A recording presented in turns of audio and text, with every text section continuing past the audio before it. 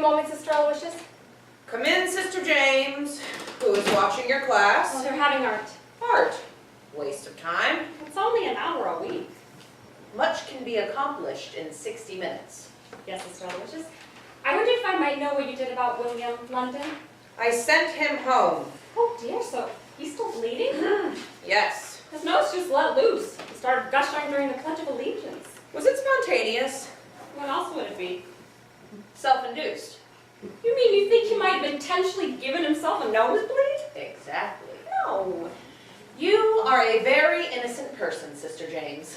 William London is a fidgety boy, and if you do not keep right on him, he will do anything to escape his chair. He would set his foot on fire for half a day out of school. But why? He has a restless mind. Oh, but that's good. No, it's not. His father is a policeman, and the last thing he wants is a rowdy boy. William London is headed for trouble. Puberty has got hold of him. He will be imagining all the wrong things, and I strongly suspect he will not graduate high school, but that is beyond our jurisdiction. We simply have to get him through, out the door, and then he is somebody else's project. Ordinarily, I assign my more experienced sisters to 8th grade, but I am working within constraints. Are you in control of your class? I think so. Usually, more children are sent down to me. Well, I try to take care of things myself. That can be an error. You are answerable to me. I to the Monsignor, he to the Bishop, and so on up to the Holy Father. There is a chain of discipline. Make use of it. Yes, sister.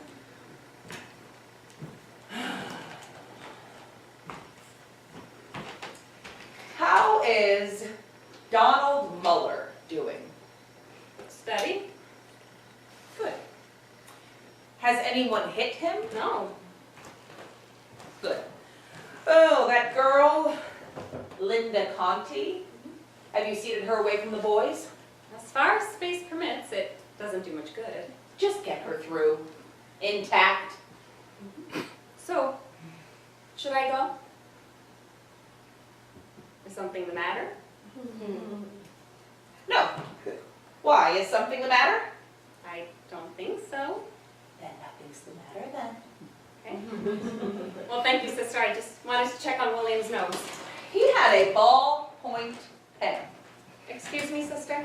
William London, he had a ballpoint pen. He was fiddling with it while he waited for his mother. He's not using it for assignments, I hope? No, of course not. I'm sorry I allowed even cartridge pens into this school. The children should really be learning script with true fountain pens. Always the easy way out these days. What does that teach? Every easy choice today will have its consequence tomorrow. Mark my words. Yes, sister. Ballpoints make them press down, and when they press down, they write like monkeys. I don't allow the ballpoint pens. Good. Penmanship is dying all across the country. You have some time, sit down. We might as well have a talk. I have been meaning to talk to you. I observed your lesson on the New Deal at the beginning of the term. Not bad, but I caution you. Do not idealize Franklin Delano Roosevelt. He was a good president, but he did attempt to pack the Supreme Court. I do not approve of making heroes of lay historical figures. If you want to talk about saints, do it in religion. Yes, sister. Also, I question your enthusiasm for history. Oh, but I love history. That is exactly my meaning. You favor history and risk swaying the students to value it over their other subjects. I think this is a mistake. I never thought about that. I'll try to treat my other lessons with more enthusiasm. No, give them their history without putting sugar all over it. That is my meaning. Tell me about your class. How would you characterize the condition of 8B? I don't know where to begin. What do you want to know? Let's begin with Stephen Inzio. Oh, Stephen Inzio has the highest marks in the class. Noreen Horan. Oh, the second highest marks. Brenda McNulty. Oh, the third highest marks. You see, I am making a point, Sister James. I know that Stephen Inzio, Noreen Haran, and Brent McNulty are 1, 2, and 3 in your class.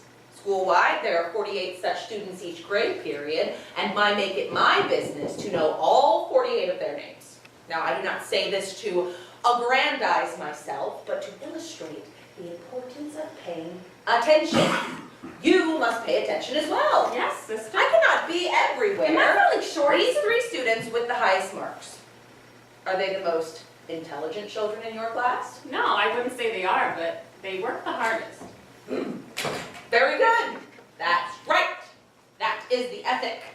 What good is a gift if it's left in a box? What good is a high IQ if you're staring out the window with your mouth agape? Be hard on the bright ones, Sister James. Don't be charmed by cleverness. Not theirs, and not yours.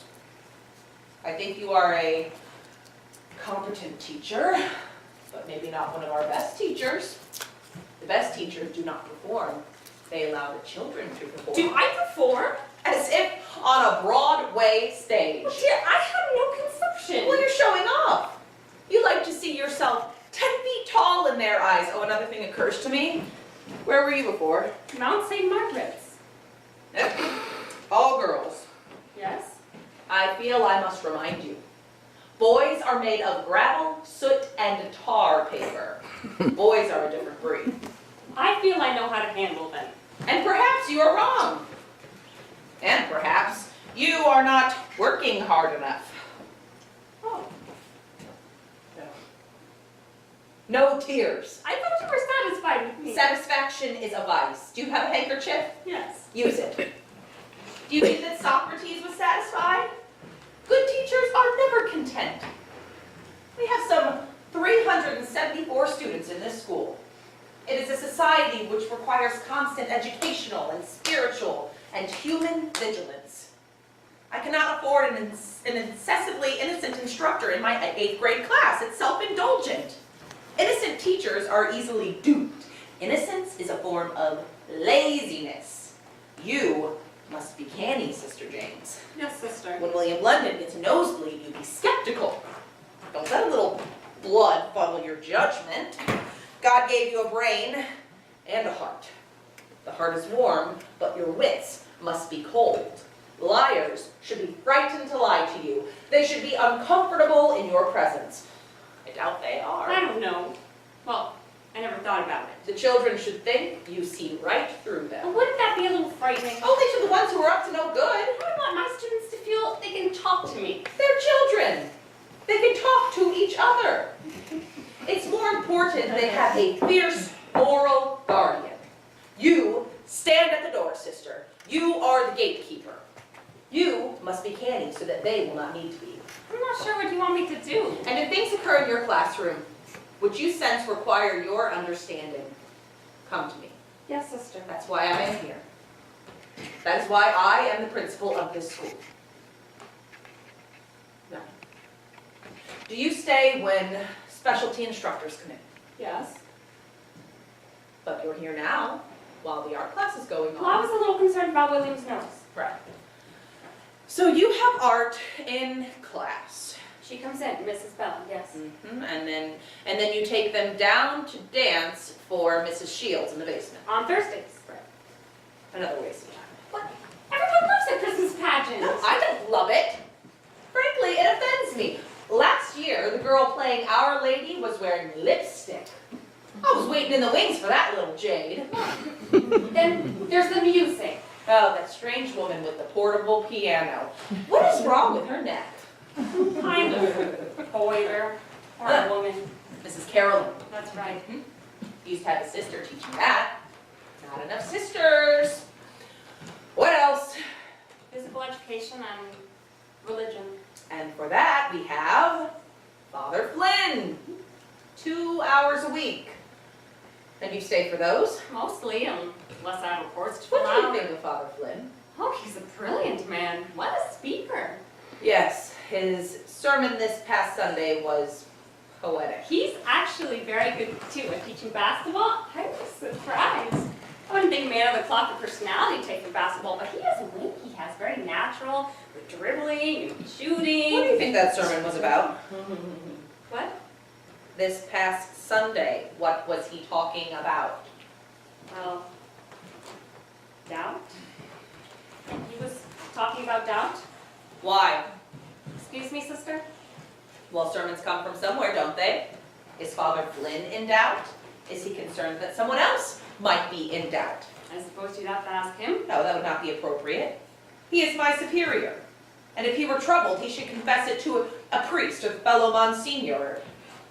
We do not share intimate information with priests. I'm a little concerned. About what? The time. Our class will be over in a few minutes. I should go up. Have you noticed anything, Sister James? About what? I want you to be alert. I don't believe I'm following you, sister.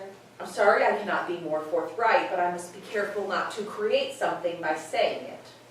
All I can say is that I am concerned, perhaps needlessly, about matters in St. Nicholas School. Academically? I wasn't inviting a guessing game. I want you to pay attention to your class. Of course. I'll pay attention to my class, sister, and I'll try not to perform, and I'll try to be less innocent. I'm sorry you're disappointed in me. Please know that I will try my best, honestly. Look at you. You would trade anything for a warm look. I am telling you here and now, I want to see the starch in your character cultivated. If you are looking for reassurance, you can be fooled.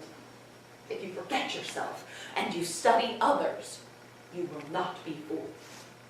It is important. Now, one final matter and then you really must be getting back. Sister Veronica is going blind. Oh, horrible! This is not generally known, and I don't want it known. If they find out in the rectory, she'll be gone, and I cannot afford to lose her. But now, if you see her making her way down the stone steps into the courtyard, for the love of heaven, lightly take her hand as if in fellowship and see that she doesn't destroy herself. All right?